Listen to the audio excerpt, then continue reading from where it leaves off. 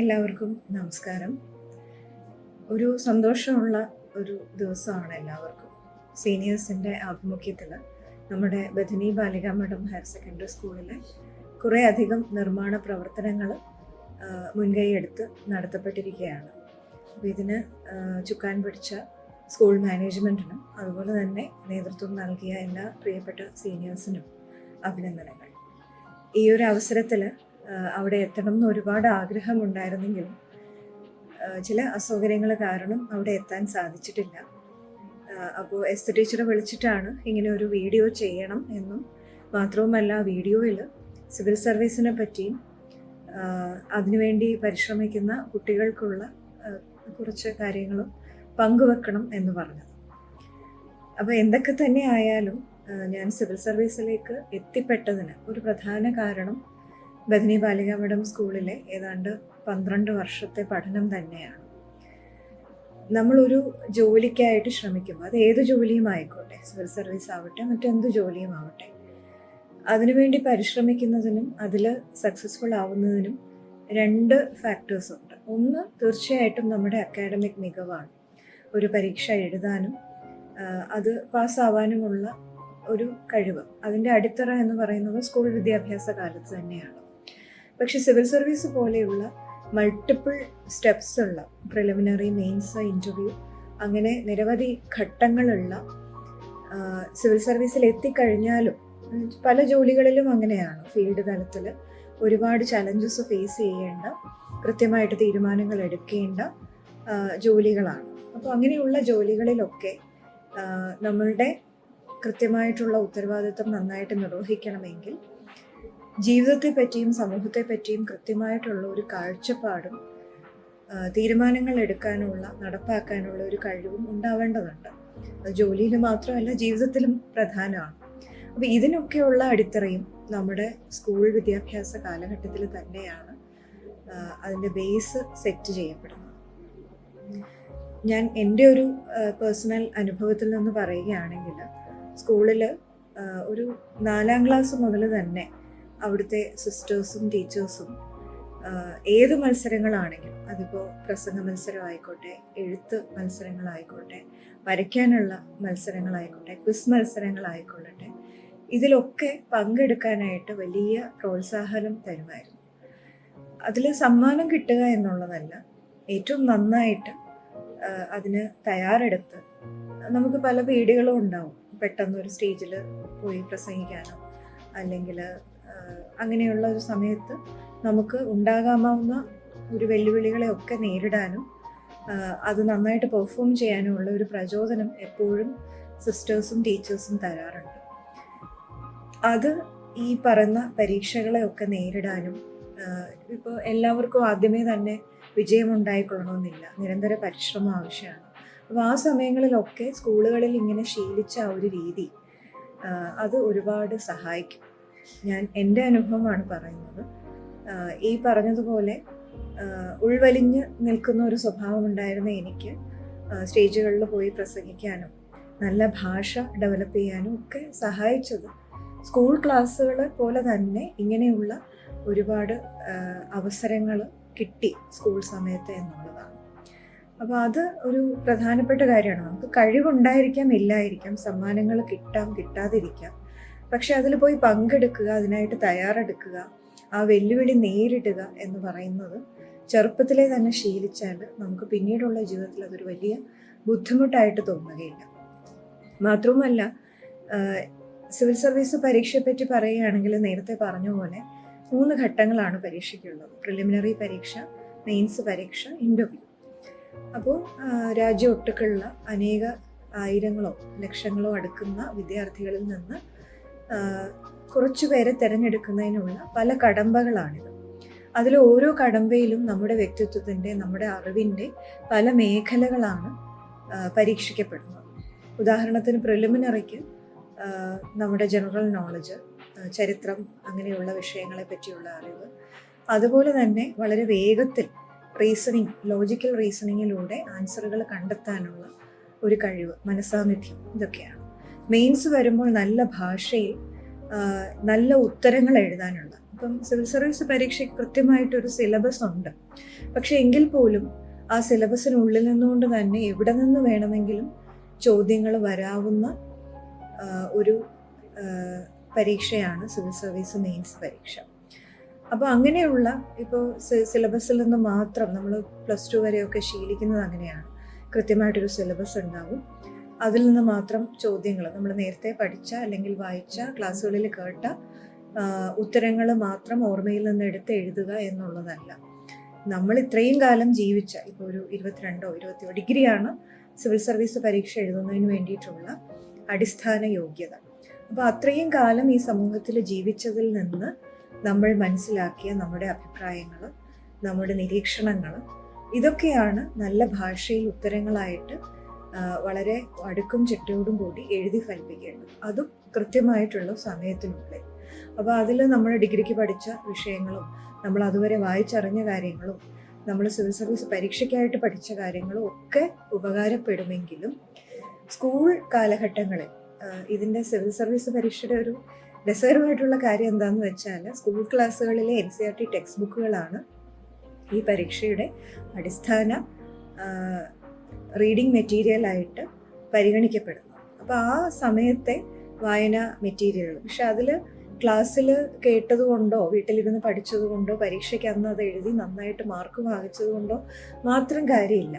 ആ വിഷയങ്ങൾ വീണ്ടും വീണ്ടും ഇരുന്ന് പഠിക്കുക എന്നുള്ളതല്ല സിവിൽ സർവീസ് പരീക്ഷയുടെ പ്രിപ്പറേഷന് ചെയ്യുന്നത്. അതിൽ കൂടുതൽ കാര്യങ്ങൾ വായിക്കുക, അറിയുക എന്നുള്ളതാണ്. അപ്പോൾ സ്കൂളിൽ ആ സമയത്ത് പരീക്ഷയ്ക്ക് നന്നായിട്ട് പെർഫോം ചെയ്തിട്ടുണ്ടെങ്കിൽ പോലും ഈ വിഷയങ്ങളൊക്കെ ഹിസ്റ്ററി, ജോഗ്രഫി, പോളിറ്റി തുടങ്ങിയ വിഷയങ്ങളൊക്കെ സ്കൂളിലെ പരീക്ഷയ്ക്കായിട്ട് പഠിക്കുന്നതിലുപരി ആഴത്തിൽ അറിഞ്ഞ് അതിൽ പരാമർശിക്കപ്പെടുന്ന വിഷയങ്ങളുടെ അവഗാഹം നേടി അതിലൂടെ നമ്മൾ മനസ്സിലാക്കേണ്ടത് എന്ത് സമൂഹത്തെ പറ്റി, ഈ വിഷയങ്ങൾ സമൂഹത്തിൽ എങ്ങനെയാണ് ജീവിക്കുമ്പോൾ ഉപയുക്തമാവുക എന്ന രീതിയിൽ ചിന്തിച്ച് കൃത്യമായിട്ട് അഭിപ്രായങ്ങൾ രൂപീകരിച്ച് പോയാലാണ് ആ വിഷയങ്ങൾ നമുക്ക് സിവിൽ സർവീസ് പരീക്ഷ വർഷങ്ങൾക്ക് ശേഷം സിവിൽ സർവീസ് പരീക്ഷയ്ക്ക് പോയിരിക്കുമ്പോൾ അത് ഓർത്തെടുക്കാനും ആ രീതിയിൽ നല്ല ആൻസറുകൾ എഴുതാനും സാധിക്കുക.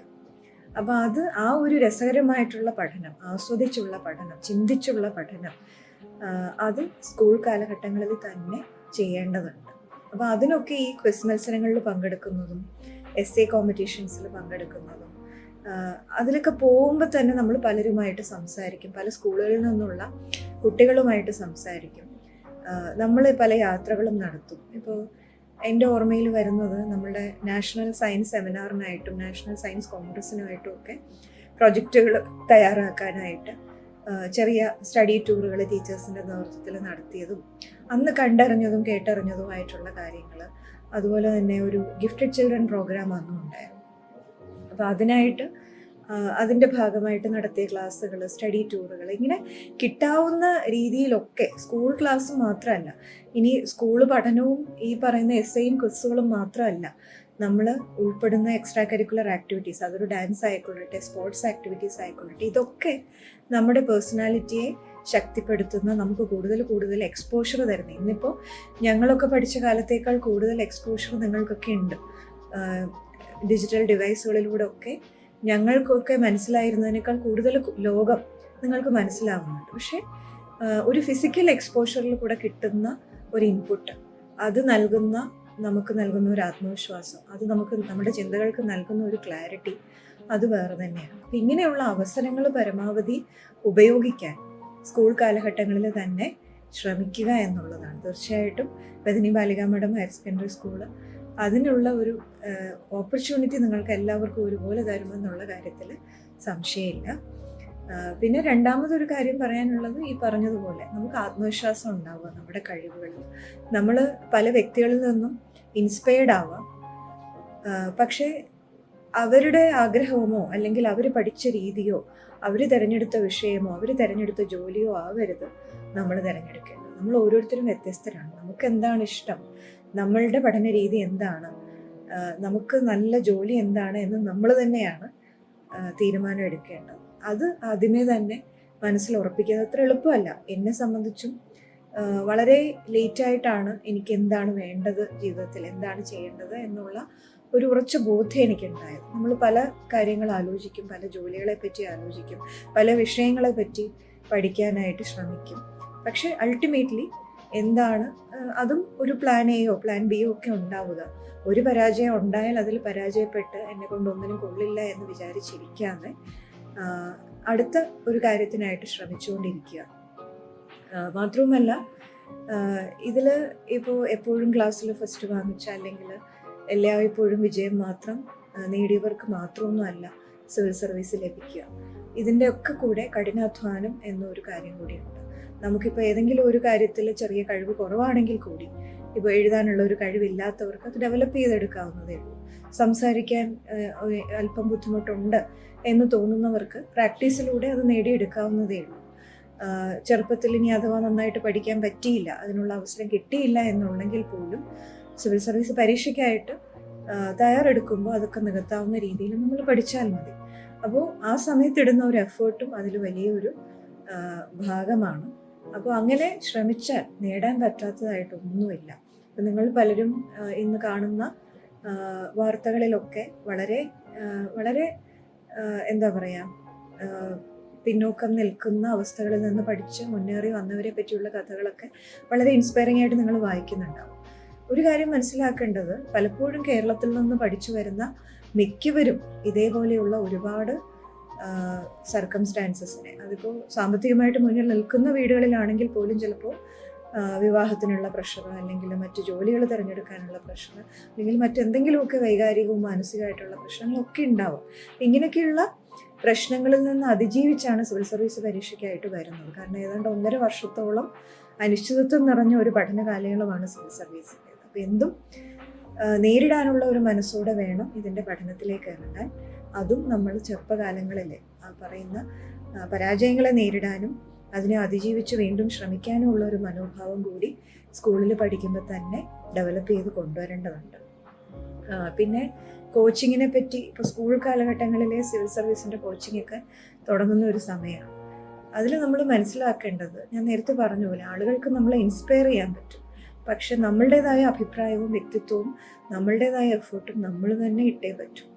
അപ്പോൾ ഈ കോച്ചിങ് ഇൻസ്റ്റിറ്റ്യൂട്ടിൽ ചേർന്നാൽ കുറച്ചുകൂടി എളുപ്പമാകും. അവർ കുറച്ചുകൂടി പരീക്ഷയ്ക്ക് വരുന്ന ചോദ്യങ്ങൾ, മുൻ വർഷങ്ങളിലെ ചോദ്യങ്ങളുടെ ബേസിസിലുള്ള ചില ഡയറക്ഷൻസ് ഒക്കെ തരുമായിരിക്കാം. പക്ഷെ അത് നമ്മൾ എഫേർട്ട് ഇട്ടാലും നമുക്കത് പഠിച്ചെടുക്കാവുന്നേ ഉള്ളൂ. ഇതിനൊക്കെ നിങ്ങൾക്ക് ഓൺലൈനായിട്ടൊക്കെ ഒരുപാട് മെറ്റീരിയൽസ് അവൈലബിൾ ആണ്. കോച്ചിങ് എന്ന് പറയുന്നത് ഒരു മസ്റ്റൊന്നുമല്ല, എക്സ്പെൻസീവ് ആണ്, അത് അഫോർഡബിൾ അല്ല എന്ന് തോന്നുമെങ്കിൽ വീട്ടിലിരുന്നും പഠിക്കാവുന്നേ ഉള്ളൂ. എൻ്റെ ഒരു പഠന രീതി, സിവിൽ സർവീസ് പഠന സമയത്ത് ഞാനൊരു ഇൻസ്റ്റിറ്റ്യൂട്ടിൽ ചേർന്നിരുന്നു. പക്ഷെ അത് പൂർണ്ണമായിട്ടും അവിടുത്തെ ക്ലാസ്സുകൾ അറ്റൻഡ് ചെയ്യുക എന്നുള്ളതല്ല അന്ന് ചെയ്തിരുന്നത്.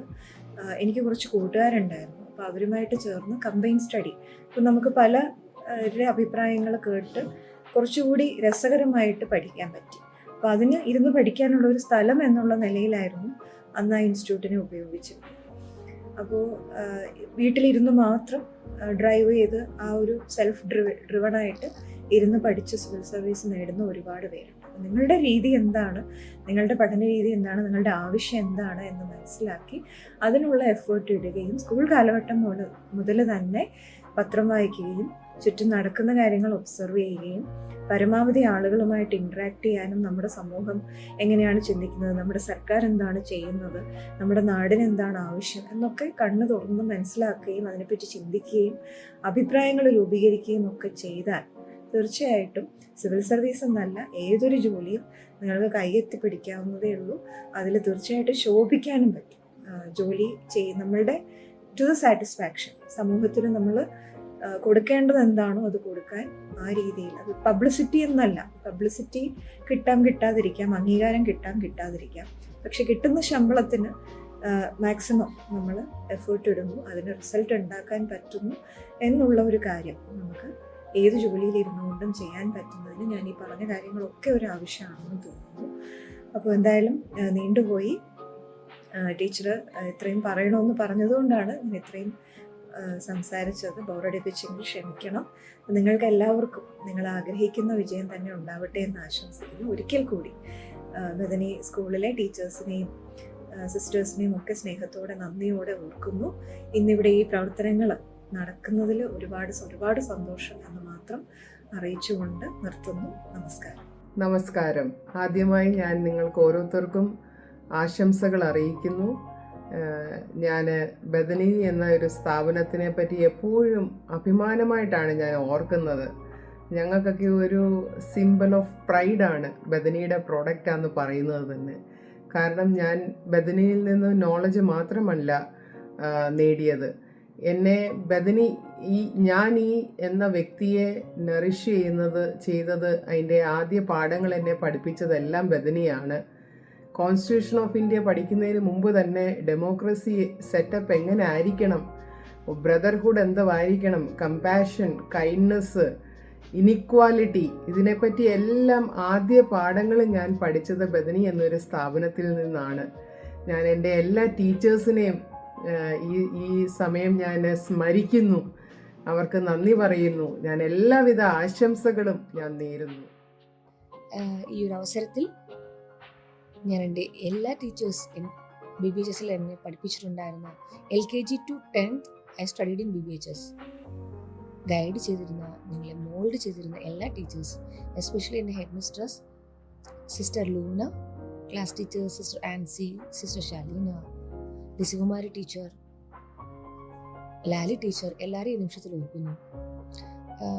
Professionally and individually what we become, അത് നമ്മുടെ സ്കൂളിൽ play a vital role in that. നമ്മൾ how we will mold, how we will inspire, how we will face challenges in school, ഇതെല്ലാം നമ്മളെ നിറയെ പ്രൊഫഷണലി ഇൻഡിവിജ്വലി നമ്മളെ വളരാൻ സഹായിക്കുന്ന കാര്യങ്ങളാണ്. പിന്നെ സ്റ്റുഡൻസ്, അതിൽ നിന്നും അതിൻ്റെ ഒരു പാർട്ടായിട്ട് ഞാൻ നിങ്ങൾക്ക് ഒരു ഗൈഡൻസ് ആണ് how you can join into Indian army, in medical field how you can join into Indian army. അതിനെപ്പറ്റി കുറച്ച് I can tell you something about that. So first of all, in medical you should go for a NEET exam. NEET exam ne nalla score undarikkanam. NEET exam is the basic of all these things. NEET exam inde score anusarichu there will be a shortlisted members will be invited for a entrance exam in army. You will get the form. Adinte form adinte submission inde details ellam website il undavum. It is joinindianarmy.net in. അതിൻ്റെ വെബ്സൈറ്റിൽ പോയി നിങ്ങൾക്ക് every year it is getting out. അതിൽ നിന്ന് നിങ്ങൾക്ക് forms download ചെയ്ത് ഫിൽ ചെയ്ത് submit ചെയ്യാവുന്നതാണ്. You will get A call. നിങ്ങൾക്കൊരു കോൾ കിട്ടും regarding the entrance date and place. അതിൽ ആ എൻട്രൻസിൽ ഷോർട്ട് ലിസ്റ്റ് ആയ ആൾക്കാരിൽ നിന്നും they will call people four interview, direct interview. There will be A viva, on board based viva ഉണ്ടാവും. അത് കഴിഞ്ഞിട്ട് there will be A medical fitness. There are 6 nursing colleges in army. First one is FMC Pune and Army Hospital RR in Delhi, Ashwini Hospital in Mumbai, Command Hospitals East Indian Command in Kolkata, Command Hospital Central Command in Lucknow and Command Hospital Air Force in Bangalore. ഇവിടെയാണ് നിങ്ങൾക്ക് seats, college of nursing seats ഉള്ളത്. So നിങ്ങൾക്ക് അത് choice കൊടുക്കാം ഏത് കോളേജസിലാണ് seats വരുന്നത്. As per that you can study. There is another option also.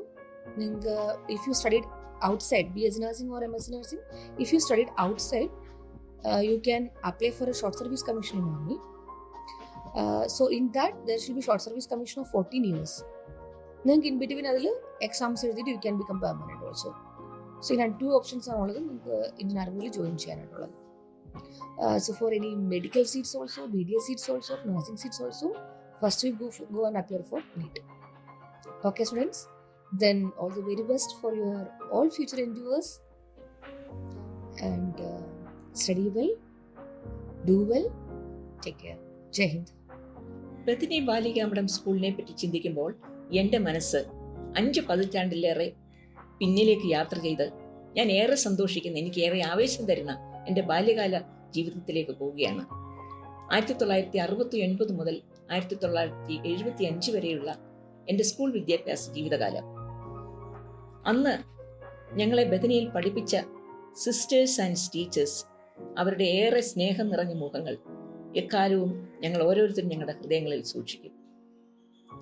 അവരുടെ ഊർജ്ജസ്വലത, അവരിൽ നിന്ന് ലഭിച്ച സ്നേഹം, കരുതൽ, പ്രോത്സാഹനം, ഇതൊക്കെ ഞങ്ങളെ ഓരോരുത്തരെയും വാനോളം ഉയരുവാൻ പ്രേരിപ്പിക്കുന്നതായിരുന്നു. ജീവിതത്തിൽ വളരെയധികം വിശിഷ്ട വ്യക്തികളുമായി ഇടപഴകുവാൻ എനിക്ക് അവസരം ലഭിച്ചിട്ടുണ്ടെങ്കിലും ബഥനിയിൽ നിന്ന് ലഭിച്ച അടിത്തറയും ജീവിത മൂല്യങ്ങളും എന്നും വേറിട്ട് നിൽക്കും. ഇന്ന് സ്കൂളിന് എല്ലാവിധ സജ്ജീകരണങ്ങളും കൂടി ഒരു ബാസ്കറ്റ്ബോൾ കോർട്ട് സ്ഥാപിതമാകുന്നതിൽ അതിയായ സന്തോഷമുണ്ട്.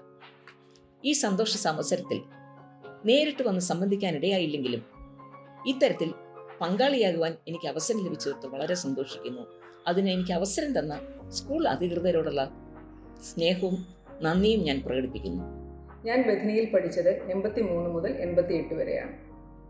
സ്കൂളിൽ പഠനത്തോടൊപ്പം തന്നെ പാഠ്യേതര വിഷയങ്ങൾക്കും ഞങ്ങൾക്ക് എല്ലാവർക്കും വളരെയധികം പ്രോത്സാഹനം ലഭിച്ചിരുന്നു. ഞാൻ 9ാം ക്ലാസ്സിലും 10ാം ക്ലാസ്സിലും സ്കൂൾ ലീഡറായിരുന്നു. 86-ലെ നാഷണൽ സയൻസ് സെമിനാറിൽ കേരളത്തെ പ്രതിനിധീകരിക്കാൻ എനിക്ക് സാധിച്ചു. 87-ലെ നാഷണൽ സ്കൂൾ ഗെയിംസിൽ പങ്കെടുത്ത കേരള ഷട്ടിൽ ബാഡ്മിൻ്റൺ ടീമിലെ അംഗമാകാനും തുടർന്ന് കേരള യൂണിവേഴ്സിറ്റിയെ പ്രതിനിധീകരിച്ച് ഓൾ ഇന്ത്യ യൂണിവേഴ്സിറ്റി മീറ്റിൽ പങ്കെടുക്കാനും എനിക്ക് അവസരമുണ്ടായി. അത് സ്കൂളിൽ നിന്ന് കിട്ടിയ പ്രോത്സാഹനം ഒന്നുകൊണ്ട് മാത്രമാണ്. ഏതൊരു വ്യക്തിയുടെയും ജീവിതത്തിൽ ഏറ്റവും കൂടുതൽ സ്വാധീനമുള്ളത് അവരുടെ സ്കൂൾ വിദ്യാഭ്യാസ കാലഘട്ടത്തിന് തന്നെയാണ്. കാരണം നമ്മുടെ സ്വഭാവ രൂപീകരണത്തിലും ആത്മവിശ്വാസത്തിനും വിജയത്തിനും വേണ്ട എല്ലാ പ്രോത്സാഹനങ്ങളും നമുക്ക് ലഭിക്കുന്നത് നമ്മുടെ കുട്ടിക്കാലത്ത് തന്നെയാണ്. ആ അവസരത്തിൽ ബഥനിയിൽ പഠിക്കാൻ കഴിഞ്ഞത് എൻ്റെ ഭാഗ്യമായി ഞാൻ കരുതുന്നു. ഞങ്ങൾ വിദ്യാർത്ഥികൾക്കെല്ലാം തന്നെ വേണ്ടുന്ന പ്രോത്സാഹനവും സ്നേഹവാത്സല്യങ്ങളും തന്ന അന്നുണ്ടായിരുന്ന എല്ലാ ടീച്ചർമാരെയും സിസ്റ്റർമാരെയും ഇത്തരുണത്തിൽ സ്നേഹാദരങ്ങളോടെ ഞാൻ സ്മരിക്കുന്നു. പുതിയ ബാസ്കറ്റ്ബോൾ കോർട്ട് ഇനോഗ്രേഷൻ ചെയ്യുന്ന ഈ അവസരത്തിൽ സ്കൂളിന് ഉത്തരോത്തരം അഭിവൃദ്ധി ഉണ്ടാകട്ടെ എന്ന് ഞാൻ ആശംസിക്കുന്നു. നമസ്കാരം. ഞാൻ ലോപ മുദ്രൻ, ബഥനി ബാലികാ മഠത്തിലെ പൂർവ്വ വിദ്യാർത്ഥിനിയാണ്. ഞാൻ 5ാം ക്ലാസ് മുതൽ 7ാം ക്ലാസ് വരെയാണ് ബഥനിയിൽ പഠിച്ചിട്ടുള്ളത്. ആ സമയത്ത് ബാസ്കറ്റ്ബോൾ കളിക്കാനുണ്ടായിരുന്നു. അന്ന് എൻ്റെ തൊട്ട് സീനിയേഴ്സ് ആയിരുന്ന മേമ ചേച്ചി, മേമ ടി ജോൺ, മഞ്ജു പഹാരി, മഞ്ജു ചേച്ചി, ഇവരെയൊക്കെയാണ് എനിക്ക് ഹൃദയത്തിൽ ഇങ്ങനെ പെട്ടെന്ന് ഓർമ്മ വരുന്നത്. സൂപ്പർ സീനിയേഴ്സായ ഒരുപാട് പേര് നന്നായി കളിക്കുന്നവരുണ്ടായിരുന്നു. പക്ഷേ ഇവരും വലിയ കളിക്കാർ തന്നെയായിരുന്നു. അവരോടൊപ്പം ഞാൻ അത്ര നന്നായി കളിക്കുന്ന ആളൊന്നും അല്ലെങ്കിലും ഒരു 6ാം ക്ലാസ് കഴിഞ്ഞ സമയത്ത് സെയിൻറ്റ് ആൻഡ് സ്കൂളിൽ ചെങ്ങന്നൂർ ഒരു മത്സരത്തിന് എനിക്കും പോകാൻ പറ്റിയിട്ടുണ്ട് ആ ടീമിൽ. അങ്ങനെ ഒരുപാട് വർഷം കഴിഞ്ഞെങ്കിലും ഇപ്പോഴും ഹൃദയത്തിൽ അന്നത്തെ ആ ബാസ്കറ്റ്ബോൾ കോർട്ടും കളിയുമൊക്കെ നല്ല ജീവൻ തുടിക്കുന്ന ഓർമ്മകളായിട്ടുണ്ട്. ഇപ്പം ഞാൻ Palakkad Nenmara government girls higher secondary സ്കൂളിലാണ് വർക്ക് ചെയ്യുന്നത്, ഹയർ സെക്കൻഡറിയിൽ. അപ്പോൾ ചെറിയ കുഞ്ഞുങ്ങൾ അവിടെ ബാസ്കറ്റ്ബോൾ കോർട്ടിൽ അവർ പന്ത് തട്ടി കളിച്ച് പഠിക്കുന്ന സമയത്ത് എൻ്റെ ഹൃദയത്തുടിപ്പ് ആ ഒരു ഡ്രിബ്ലിങ് ആ ഒരു ഇതിലാവുകയും ഞാൻ അവരുടെ അടുത്തു നിന്ന് ആ പന്ത് വാങ്ങി ഒരു തവണയെങ്കിലും ഒന്ന് തട്ടി നോക്കാനൊക്കെ ശ്രമിക്കാറുണ്ട്. കാരണം ആ ഒരു പാഷൻ ഹൃദയത്തിൽ അതിപ്പോഴും ഉണ്ട്. ഒരുപാട് വർഷങ്ങൾക്ക് ശേഷം ഇപ്പോൾ നമ്മുടെ സ്കൂളിന് എല്ലാ ആധുനിക സൗകര്യങ്ങളോടും കൂടി ഒരു നല്ല കോർട്ട് വരുന്നു എന്ന് കേൾക്കുമ്പോൾ വലിയ സന്തോഷമുണ്ട്. 12ാം തീയതി അതിൻ്റെ ഭാഗമാവാൻ തീർച്ചയായിട്ടും എത്തേണ്ടതായിരുന്നു. പക്ഷേ എനിക്ക് വേറൊരു പരിപാടി ഉള്ളതുകൊണ്ട് അന്ന് എത്താൻ സാധിക്കുന്നില്ല. പക്ഷേ ഞാൻ ഉറപ്പായിട്ടും ഒരു ദിവസം വരും. ഇപ്പോൾ കവിതയുടെ ബാസ്ക്കറ്റിൽ അക്ഷരങ്ങളിട്ട് കളിക്കുന്ന പുതിയ കളിയിലേക്ക് ഞാൻ കളം മാറിയെങ്കിൽ പോലും ബാസ്ക്കറ്റ്ബോളിനോടുള്ള പാഷൻ അത് മരണം വരെ അവസാനിക്കുന്നതല്ല. അതുകൊണ്ട് തന്നെ ഉറപ്പായിട്ടും സ്കൂളിൽ ഒരു ദിവസം വരണമെന്ന് ആഗ്രഹമുണ്ട്.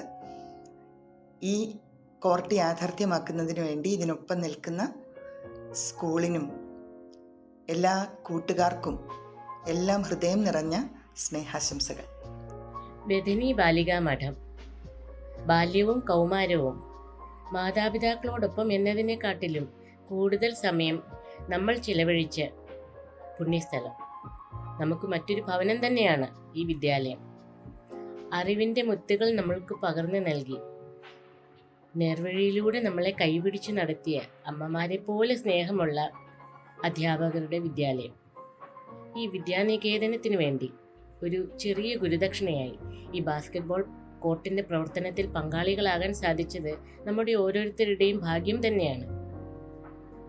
ഇതിനായി അവിശ്രാന്തം പരിശ്രമിച്ച ഓരോരുത്തർക്കും സ്നേഹം നിറഞ്ഞ അഭിനന്ദനങ്ങൾ, ആശംസകൾ. എല്ലാവരെയും ഒപ്പം ചേർത്ത് നിർത്തി മുന്നോട്ട് പോയതിന് അവരോടെല്ലാം 1000 നന്ദിയും.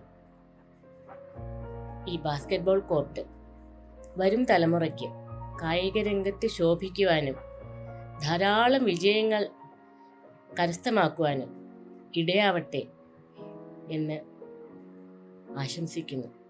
അതിനായി സർവേശ്വരനോട് പ്രാർത്ഥിക്കുന്നു. എല്ലാവർക്കും നന്മകളുണ്ടാവട്ടെ.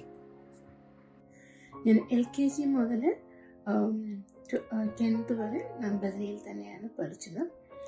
ബേസിക്കലി ഞാനാക്കിയത് നമ്മുടെ സ്കൂളാണ്. ഇപ്പോൾ അച്ചടക്കമാണെങ്കിലും വർക്ക് എത്തിക്സ് ആണെങ്കിലും പ്രശ്നങ്ങൾ വരുമ്പോൾ ഈശ്വരനോട് ഉള്ള അടുപ്പവും എല്ലാം.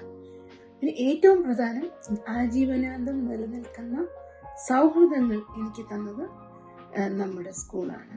ഞാൻ ടെക്നോ പാർക്കിൽ ഒരു ജോലി കിട്ടി, അങ്ങനെ ഞാൻ IT വന്നതാണ്.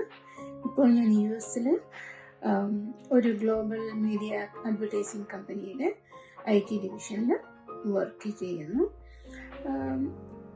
Best part about my job is എൻ്റെ ലോകത്തുള്ള പല ഭാഗത്തുള്ള ആൾക്കാരുടെ കൂടെ ഇടപഴകാനും അവരുടെ കൂടെ വർക്ക് ചെയ്യാനും അവരുടെ കൾച്ചർ മനസ്സിലാക്കാനും എല്ലാം സൗഹൃദങ്ങൾ ഉണ്ടാക്കാനും എല്ലാം വളരെ അതാണ് എൻ്റെ ജോലിയുടെ ഏറ്റവും എനിക്ക് ഇഷ്ടപ്പെട്ട ഭാഗം.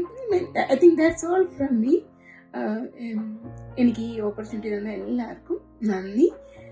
എൻ്റെ ഗുരുക്കന്മാർക്ക് വന്ദനം. നിങ്ങൾക്ക് എല്ലാവർക്കും എൻ്റെ ശുഭാശംസകൾ. Thank you.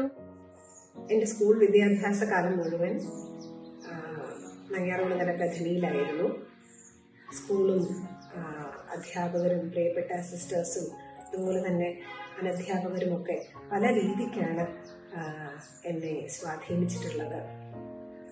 ഏറ്റവും പ്രധാനമായിട്ട് നൃത്തം എൻ്റെ ജീവിതത്തിൽ കൂട്ടിച്ചേർക്കാൻ കാരണമായത് സ്കൂളാണ് എന്ന് പറയാം.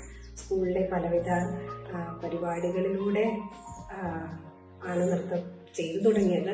അതുപോലെ തന്നെ നൃത്തമാണ് എൻ്റെ ഒരു പാഷൻ എന്ന് കണ്ടെത്താനും അത് പല ഘട്ടങ്ങളിലും പേരൻസിനെ കൺവിൻസ് ചെയ്ത് അത് ആ പഠനം മുന്നോട്ട് കൊണ്ടുപോകാനും ഒക്കെ ടീച്ചേഴ്സും സിസ്റ്റേഴ്സും ഒക്കെ വളരെ വ്യക്തിപരമായൊക്കെ ഇടപെട്ടിട്ടുണ്ട് പല ഘട്ടങ്ങളിലും. അതുപോലെ തന്നെ കഥകളി പരിചയപ്പെടുന്നത് സ്കൂളിലൂടെയാണ്.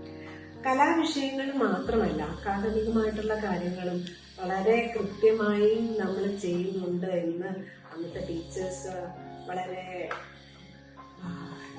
ടാക്ടിക്കലിയാണ്. അങ്ങനെ ഫോഴ്സ്ഫുള്ളി അല്ലെങ്കിൽ വഴക്ക് പറഞ്ഞിട്ടോ അങ്ങനെ ഒന്നും ആയിരുന്നില്ല. പക്ഷെ നമ്മൾ വളരെ ബുദ്ധിപൂർവം അവര് മാനിപ്പുലേറ്റ് ചെയ്തിരുന്നു അല്ലെങ്കിൽ മോട്ടിവേറ്റ് ചെയ്തിരുന്നു എന്നൊക്കെ ഇപ്പം as A mother, as A teacher ഞാൻ നോക്കുമ്പോൾ നമ്മൾ ഏത് തരത്തിലാണ് പഠിക്കാനായിട്ട് ഒക്കെ ഇതിനൊപ്പം തന്നെ പഠനം ഒരേപോലെ കൊണ്ടുപോകാനായിട്ട് അവർ നമ്മളെ ഒരു ശ്രദ്ധ ചെലുത്തിയിരുന്നത് അല്ലെങ്കിൽ നമുക്ക് ആ ഒരു ഇൻട്രസ്റ്റ് നമ്മൾ ഉണ്ടാക്കിയിരുന്നു എന്നുള്ളത് വളരെ കൗതുകത്തോടെ ഞാൻ ഓർക്കുന്നുണ്ട്. ഹായ്, ഞാൻ ബദനി സ്കൂളിലെ 1992 ഇയർ പാസ് ഔട്ടാണ്. എറണാകുളത്ത് സെറ്റിൽഡായി ഞാൻ അവിടെ ഒരു ബിസിനസ് നടത്തുകയാണ്. വിവാഹശേഷം എന്തെങ്കിലും ചെയ്യണമെന്നുള്ള ആഗ്രഹമാണ് എന്നെ ഇതിലേക്ക് എത്തിച്ചത്. എൻ്റെ ഭർത്താവിൻ്റെയും വീട്ടുകാരുടെയും പരിപൂർണ പിന്തുണയോടുകൂടി ചെയ്തു തുടങ്ങിയ ഈ ബിസിനസ് ഇപ്പോൾ 15 വർഷങ്ങൾ പിന്നിടുകയാണ്. ഇതിനെന്നെ പ്രാപ്തയാക്കിയ ഒരുപാട് ഘടകങ്ങളുണ്ട്. അതിലെടുത്തു പറയേണ്ടത് സ്കൂൾ വിദ്യാഭ്യാസ കാലത്ത് എനിക്ക് ലഭിച്ച അച്ചടക്കവും കൃത്യനിഷ്ഠയും സാമൂഹ്യ ബോധവും നല്ല വിദ്യാഭ്യാസവുമാണ്. പഠിച്ച വിഷയത്തിൽ നല്ലൊരു തൊഴിൽ കണ്ടെത്താൻ സാധിക്കാതെ വന്നപ്പോൾ എന്തെങ്കിലും സ്വന്തമായി ചെയ്യണമെന്നും സ്വന്തം കാലിൽ നിൽക്കണമെന്നുള്ള ആഗ്രഹവുമാണ് എന്നെ ഇവിടെ വരെ എത്തിച്ചത്. നമുക്ക് ഇച്ഛാശക്തിയും ആഗ്രഹവും കഠിനാധ്വാനം ചെയ്യാനുള്ള മനസ്സുമുണ്ടെങ്കിൽ ഏത് നിലയിലും ശോഭിക്കാൻ കഴിയുമെന്നുള്ളത് വളരെ സത്യമായ കാര്യമാണ്. എൻ്റെ ഈ ഇത്രയും നാളത്തുള്ള നാൾ വഴിയിൽ എനിക്ക് എല്ലാ പിന്തുണകളും നൽകിയ എൻ്റെ ഗുരുക്കന്മാരെയും പ്രിയപ്പെട്ടവരെയും നന്ദിയോടെ ഓർക്കുന്നു. അതോടൊപ്പം തന്നെ പുതുതായി ഉദ്ഘാടനം ചെയ്യുന്ന ഈ ബാസ്കറ്റ്ബോൾ കോർട്ടിനും എൻ്റെ പ്രിയപ്പെട്ട സ്കൂളിനും എല്ലാവിധ ആശംസകളും നേരുന്നു. ബദനി ബാലികാ മഠത്തിൽ നഴ്സറി മുതൽ 10ാം ക്ലാസ് വരെ പഠിച്ച ഒരു വിദ്യാർത്ഥിയായിരുന്നു. ഒരു വിദ്യാലയത്തിനേക്കാൾ ഉപരി ഒരു വികാരം കൂടിയാണ് ബദനി എന്ന് പറയുന്നത്. പഠിക്കാൻ പ്രേരിപ്പിച്ചതിനേക്കാൾ ഉപരി ജീവിതത്തിൻ്റെ പ്രതിസന്ധികളെയൊക്കെ എന്നെ നേരിടാൻ മനക്കരുത്തുള്ളതാക്കിയ ഒരു ആത്മവിദ്യാലയം കൂടിയാണ്. ഈ ബാസ്കറ്റ്ബോൾ കോർട്ട് ഒറ്റയ്ക്ക് നിർമ്മിച്ച് നൽകുവാൻ ശ്രീജ ഭാസ്കർ കാണിച്ച വലിയ മനസ്സിനെ ഞാൻ പ്രണമിക്കുന്നു. ഇതിനുവേണ്ടിയുള്ള എല്ലാ ആശംസകളും ഞാൻ നേരുന്നു. I am truly honored to be given this opportunity to say a few words on the special occasion, the inauguration of the new basketball court. I started playing basketball when I was in 7th standard. Those days we had a mud court to play on. We were a bunch of girls, used to practice daily.